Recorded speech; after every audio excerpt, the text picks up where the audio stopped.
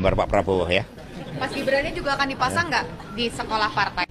Jadi di tempat ini kami berikan tempat bagi Presiden Prabowo. Assalamualaikum warahmatullahi wabarakatuh. Apa kabarnya teman-teman? Semoga selalu sehat dan juga diberikan kelancaran dalam semua aktivitasnya setiap hari.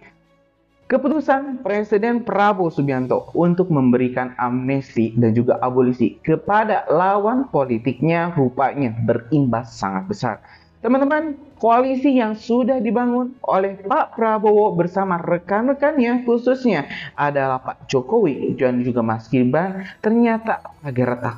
Tak hanya itu teman-teman, rupanya ini SBY juga mengambil inisiatif untuk segera keluar dari koalisi dikarenakan merasa Pak Prabowo sudah salah langkah dengan memberikan pengampunan kepada dua tokoh politik yang tersandung kasus korupsi. Teman-teman, kemarin kita telah melihat keputusan yang sangat kontroversial dikeluarkan oleh Pak Prabowo dan tentu Jokowi SBY juga merespon hal ini. Banyak juga yang mengatakan keputusan Pak Prabowo untuk memberikan amnesti dan abolisi ini adalah transaksi politik untuk membuat Ibu Megawati Soekarno Putri hatinya luluh dan juga Anies Baswedan tidak terus-menerus menyerang pemerintahan. Kedua tokoh ini memang adalah pentolan dari oposisi yang bisa saja teman-teman mengganggu kestabilan politik. Tapi dengan langkah yang sangat kontroversial ini, apakah Pak Prabowo tidak memikirkan bagaimana perasaan dari para sekutu-sekutunya yang sudah berdarah-darah di Pilpres 2024 kemarin? Nah, teman-teman, hari ini kita mau melihat bagaimana respon Jokowi, bagaimana respon SBY, respon Gibran dan juga AHY terkait ini, teman-teman, keputusan Pak Prabowo. Rupanya, teman-teman, kalau misalnya ini PDIP masuk, Pak Jokowi dan juga Pak SBY bakal keluar. Nah, ini tentu bakal makin memanaskan tensi perpolitikan di dalam negeri. Oke, teman-teman, tanpa panjang lebar, kita mungkin simak dulu informasi yang sudah kajian online kumpulkan untuk menjawab apakah Pak Jokowi dan juga Pak SBY bakal out kalau PDIP dan Ibu Megawati Soekarno Putri masuk ke kabinet. Kita simak video selengkapnya. Janjiannya masih berlaku. Hati-hati, kamu hati-hati. Akhirnya Pak Jokowi berbeda paham dengan PDIP misalnya. Pak Jokowi dipilih rakyat, tapi kita tahu bahwa ada intervensi besar selama beliau memimpin dari belakang. Dan itu tidak nyaman, Bang. Otomatis itu tidak nyaman. Ya. Dan itulah yang menciptakan mekanisme dalam diri Pak Jokowi untuk berpolitik yang tidak diketahui oleh partainya. Karena ada gangguan, Bang. Itu kalau kita ungkap secara lebih belak-belakan, nantilah kita tulis ini sebagai pelajaran politik. Maka kita mesti belajar bahwa presiden itu kalau sudah terpilih jangan diintervensi. Hanya orang-orang yang menurut saya Pak Jokowi itu dan kami semua pada posisi sebenarnya diam ya. Oke. Yang kami heran kenapa terus-terusan diserang gitu loh. Oke. Ya kan? Jadi Pak Jokowi ini semacam momok atau hantu dari orang-orang yang menurut saya yang suka mengadu domba, suka memfitnah, ya kan? Jadi dibikinlah isu-isu, contohnya isu matahari kembar, ya kan, isu pemaksulan, ya kan, menyasar Mas Gibran, terus isu ijazah palsu, yang harusnya menurut saya isu-isu ini kan nggak penting banget gitu buat bangsa kita. Jadi sebenarnya Pak Jokowi bilang beliau pulang ngomong cucu, benar, menemui masyarakat. Itu memang tetap dilakukan karena itu adalah rohnya beliau. Ketika bertemu masyarakat. Terus beliau nggak masuk partai. Tapi kan udah ributnya gila, seolah-olah Pak Jokowi ini masuk partai lah, ambisi segala macam. Ya harus kita tahu bahwa Pak Jokowi udah selesai. Beliau ini udah nggak bisa lagi jadi presiden kah, wapres kah, menteri kah. Kan tinggal yang saya atau Pak Jokowi sering kami bincangkan itu bahwa bagaimana caranya kita mendukung Prabowo Gibran ini sukses hingga 2029. Gitu loh. Jadi misi yang berbeda ya. Artinya kemarin mensukseskan Pak Jokowi 10 tahun, hari ini ya mengantarkan Prabowo Gibran sampai selesai begitu ya. Benar, dan itu memang sebenarnya fokus utama Pak Jokowi dan kami. Ya kan? Para relawan gitu loh, pendukung pemerintah, ya kan? Kenapa? Kayak saya wakil ketua tim kampanye nasional Prabowo Gibran.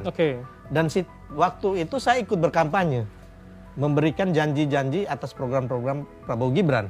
Dan ini kan harus ditunaikan buat rakyat. bukan ngurusin pemaksulan, bukan ngurusin ijazah palsu atau matahari kembar. Kemarin ada Indonesia Gelap yang harus, kan sebenarnya ini kan buang-buang energi dan ini hal receh menurut saya. Ada alasan kuat di balik penolakan Jokowi atas winning party approach Megawati ini. Selain alasan strategis barusan, yaitu trauma impotensi politik Jokowi di periode pemerintahannya yang pertama antara 2014-2016. Akibat para pemegang saham politik di DPR gagal dikonsolidasikan oleh PDIP dan ini akhirnya membuat pemerintahannya menjadi tidak efektif. Padahal PDIP saat itu menang total di Pilpres dan di Pileg. Faktanya kan di parlemen PDIP sebagai pemenang pemilu juga gagal merebut posisi ketua DPR. Itu sebabnya Jokowi kemudian membangun koalisi besar bersama berbagai parpol lainnya hingga menguasai 82% kursi di DPR yang dimulai sejak setengah periode pemerintahannya yang pertama sampai saat ini. Sejak itu kita saksikan berbagai kebijakan Jokowi, misalnya RUU IKN atau RUU Cipta Kerja, itu bisa diselesaikan dengan luar biasa cepat, hanya hitungan 5-8 bulan saja. Ini karena mendapat dukungan penuh mayoritas dari parlemen.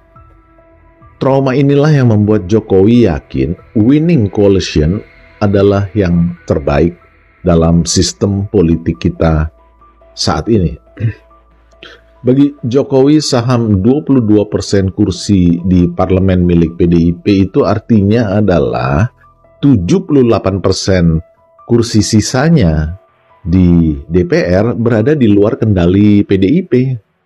Dan bandarmologi politiknya ada di yang 78% ini, bukan di yang 22%. Saya kira tak diundangnya Jokowi dalam Rakernas PDIP ini menjadi penebal betapa hubungan antara Jokowi dan PDIP sudah wassalam.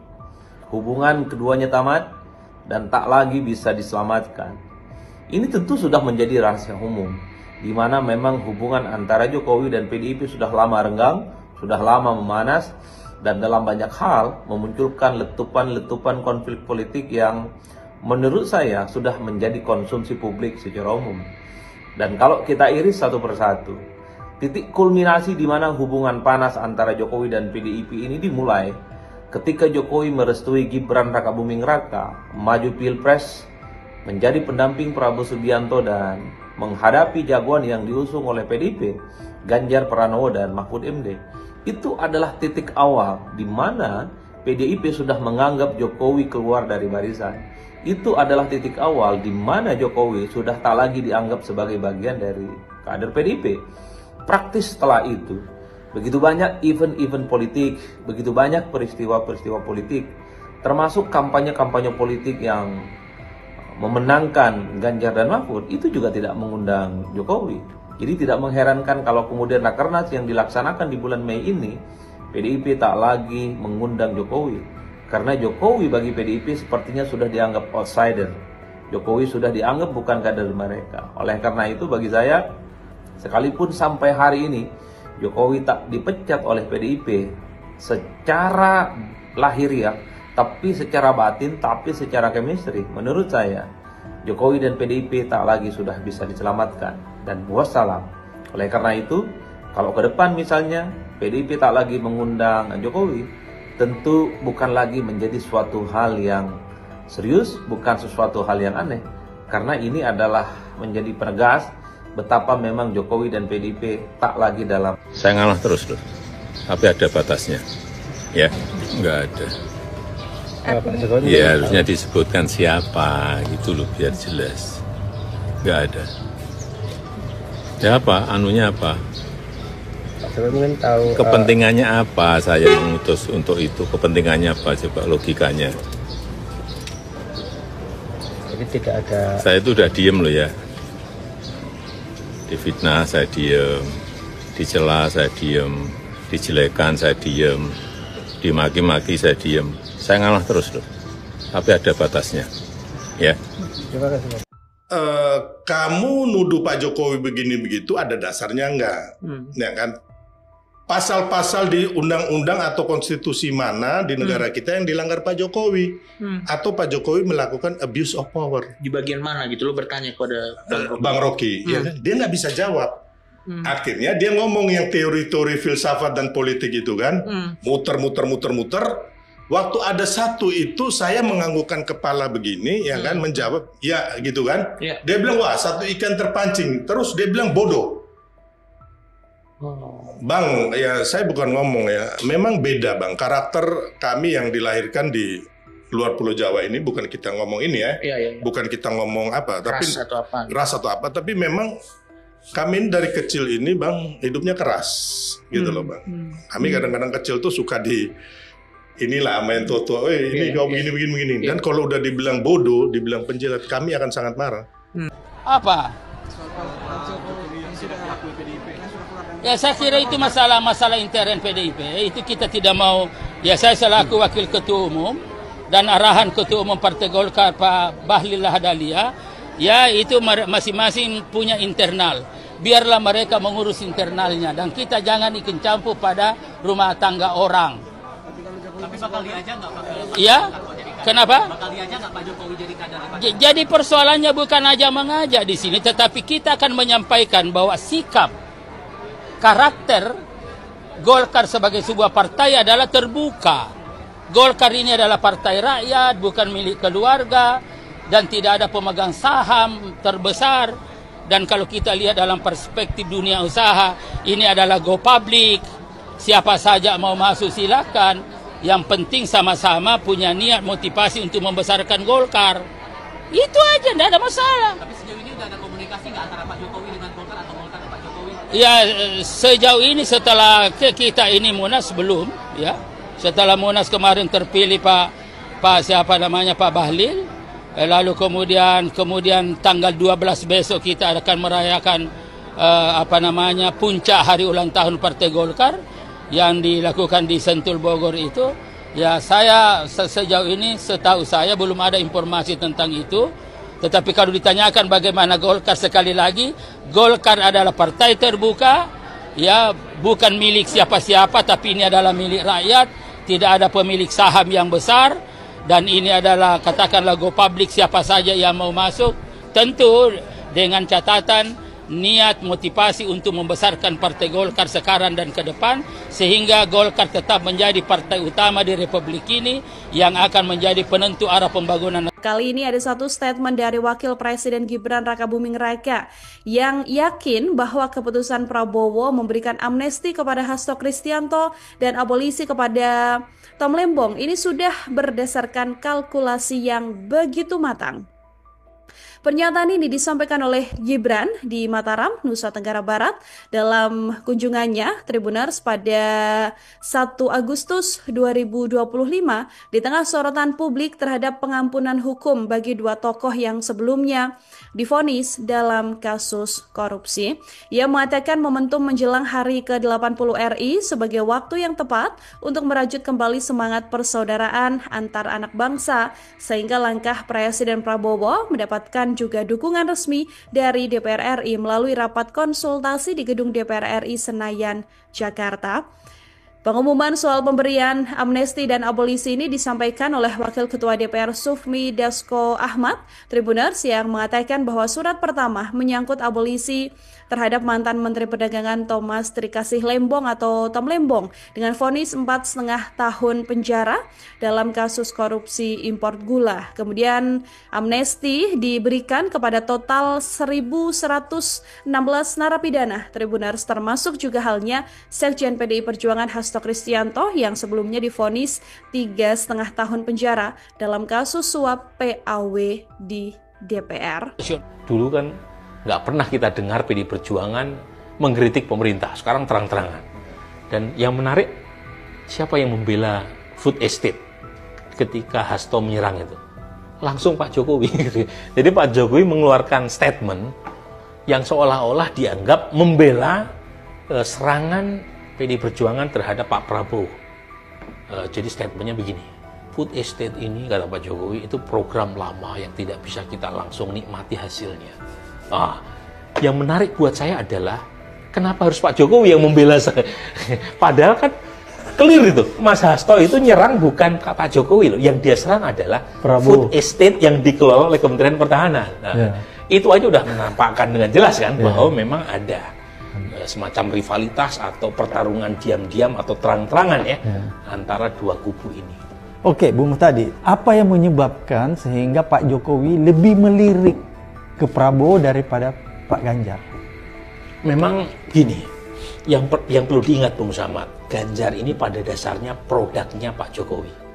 Jadi bidan yang awalnya melahirkan Ganjar namanya Joko Widodo. Itu dulu tuh. Jangan lupa, sampai awal tahun ini, awal tahun 2023, Ganjar itu dianggap sebagai kader in the cost PD Perjuangan. Ya kan, dia selalu, kan anak emasnya PD Perjuangan Mbak Puan kan. Jadi lama sekali tuh Ganjar itu mendapatkan semacam restu dari elit PD Perjuangan, tapi nggak dapat restu kan. In the cost ya. Justru Pak Jokowi itu yang merawat ketika Ganjar tanda kutip ya diekskomunikasi oleh partainya sendiri. Tetapi peta itu berubah dua tuh. Satu adalah penolakan Ganjar terhadap Israel sehingga membuat posisi Indonesia sebagai tuan rumah Piala Dunia U20 dibatalkan. Padahal itu programnya Pak Jokowi. Gitu ya. Yang kedua apa? Itu program PSSI tetapi menjadi kayak semacam signature-nya Kementerian Pemuda dan Olahraga. Yang kedua apa? Deklarasi Ganjar oleh Ibu Mega. Ini dua peristiwa penting yang membuat Pak Jokowi harus mencari kayak semacam opsi lain selain Mas Ganjar. Bukan mencari gantungan. Bisa juga dibaca segitu ya. Tapi poin saya satu, apa sih urgensinya Piala Dunia U20? Ketika Piala Dunia U20 ini gagal, dan kebetulan penolaknya, jadi sebagian mereka yang pro supaya Israel tetap datang, itu adalah basis PD Perjuangan, basis Pak Jokowi, dan basis pendukung Mas Ganjar. Jadi itu pertama kali, saya tulis tuh di ISEAS, Ganjar dan PD Perjuangan seperti menciptakan gol bunuh diri. Kenapa? Karena ketika mengeluarkan statement itu, satu, dia langsung head to head lawan Istana, karena Istana punya program itu. Yang kedua, pendukungnya pada lari, terutama kelompok Kristiani. Nah, kelompok Kristen itu kan ziarahnya aja ke Israel kan. Nah, ketika Israel ditolak, marah mereka. Nah, itu awal mula elektabilitas Ganjar turun. Belum lama kemudian, Ganjar tiba-tiba dideklarasikan sebagai capres. Pak Jokowi udah pulang ke Solo. Nah, ini menarik nih buat kita yang membaca politik ya. Bukan hanya dari apa yang tersurat, tapi apa yang tersirat. Mengapa Ganjar diumumkan ketika Jokowi sudah landing di Solo untuk persiapan Lebaran? Jadi Ibu Mega pengen mengirim pesan, meskipun Ganjar itu kamu besarkan, tetapi yang memberikan mandat sebagai capres itu saya. Buktinya apa? Pak Jokowi udah ke Solo, kemudian suruh balik gitu kan. Jadi kira-kira yang memegang kunci lahirnya Ganjar sebagai capres adalah Ibu Mega. Nah, akibatnya kemudian Pak Jokowi merasa kehilangan hak, tanda kutip ya, atas pencapresan Ganjar. Langsung baper ini ya. Jadi kira-kira properti Ganjar itu dianggap sebagai tanda kutip propertinya PD Perjuangan kan. Nah, di situ kemudian perlu skenario lain untuk lagi-lagi dalam rangka tadi balapan politik ya dengan kubu Teguh Umar.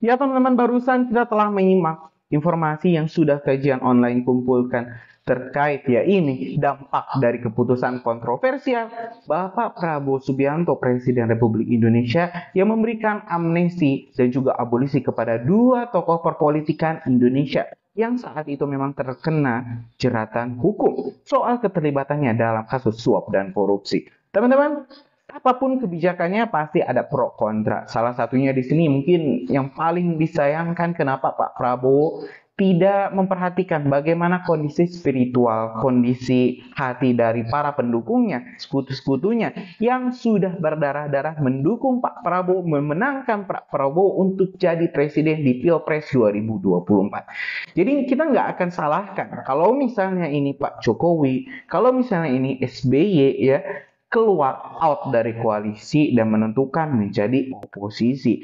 Maka stabilitas perpolitika tentu bakal makin runyam. Apalagi ya kita lihat, walaupun sudah diberikan amnesti, ini Pak Hasto rupanya juga tidak terlalu respect ya. Juga PDIP juga tidak masuk ke koalisi, malah mengatakan kami akan mengkritik.